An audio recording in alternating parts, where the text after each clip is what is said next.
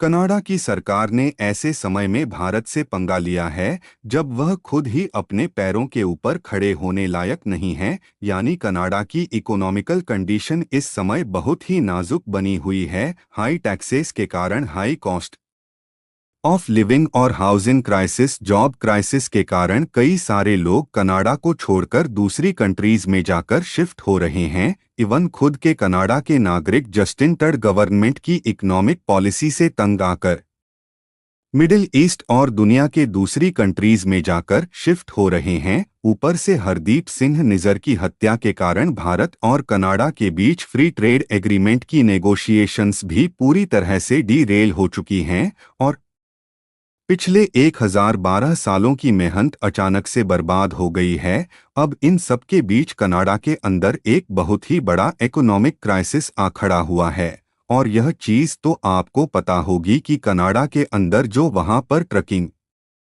Industry है उसमें भारत से जाने वाले इमिग्रेंट का बहुत ही बड़ा रोल है। पंजाब और हरियाणा साइड के कई सारे लोगों का गोल ही यही होता है कि वह कनाडा जाकर वहां पर ट्रक लाइसेंस हासिल करेंगे और फिर ट्रक चलाकर वहां पर मोटी कमाई करेंगे। इसलिए कनाडा के अंदर वहां पर हर तीसरा चौथा ट्रक ड्राइवर भारतीय मूल का ही होता है। लेकिन अब कनाडा की ट्रकिंग इंडस्ट्री भी भारत की इमिग्रेंट को अपनी तरफ अट्रैक्ट करने में पूरी तरह से फेल हो रही है, जिसके कारण कनाडा की ट्रकिंग इंडस्ट्री में एक बहुत ही बड़ा क्राइसिस पैदा हो गया है। रेफरेंस के लिए आपकी स्क्रीन के ऊपर आर्टिकल का स्क्रीनशॉट है। पीडब्ल्यूसी की रिपोर्ट के मुताबिक कनाडा की ट्रकिंग इंडस्ट्री के अंदर इस समय ड्राइवर्स की 23,000 पोस्ट पूरी तरह से वैकेंट पड़ी हुई हैं। यानी कि 23,000 ड्राइवर्स की शॉर्ट चल रही है, जिसके कारण हजारों ट्रक्स वहां पर ट्रक यार्ड में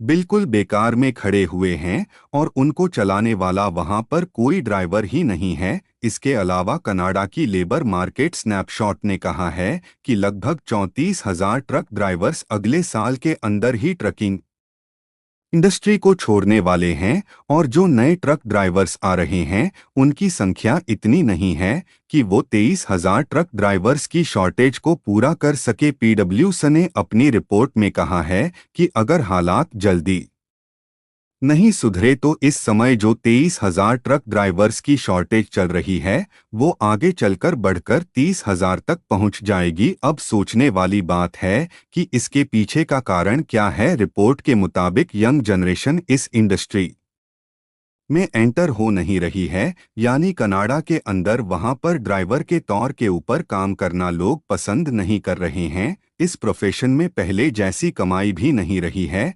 कनाडा के ट्रक ड्राइवर्स अमेरिका शिफ्ट हो रहे हैं। अमेरिकन इकोनॉमी में कमाई की क्षमता ज्यादा है। इससे जो इमिग्रेंट ट्रकिंग इंडस्ट्री को ज्वाइन करने के उद्देश्य से आते थे वो अमेरिका जाना पसंद कर रहे हैं। दूसरा रीजन यह भी है कि बारिश से जाने वाले इमिग्रेंट का इंटरेस्ट आज की डेट में ट्रक ड्राइवर बनने में कम है और वो वाइट कॉलर जॉब्स की ओर ज्यादा बढ़ रहे हैं। Profession services, clerical, desk manager level और एडमिनिस्ट्रेटिव जॉब की ओर बढ़ रहे हैं।